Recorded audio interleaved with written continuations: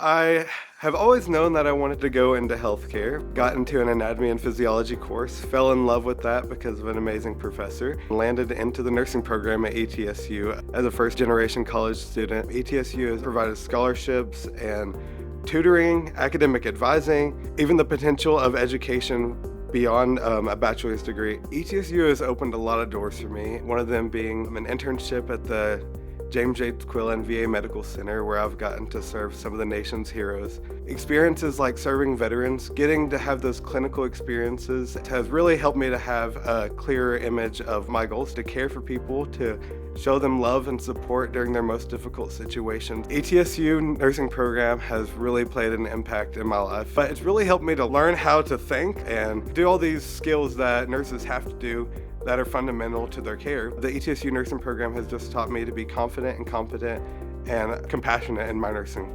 And being a supplemental instruction leader allows me to support and care for those first semester nursing students who are in the same shoes that I once was. I get to be a part of the learning material that is foundational to be competent and caring nurses.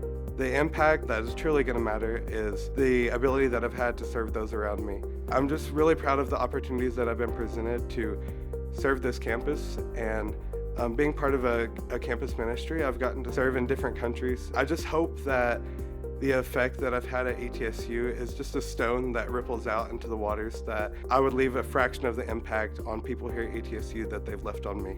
I couldn't think of anyone that I'm more grateful for than to God, who has given me the opportunity to be at ETSU. I'm just really grateful for the instructors and the people who have pushed me to go beyond what I thought my limits were to achieve better.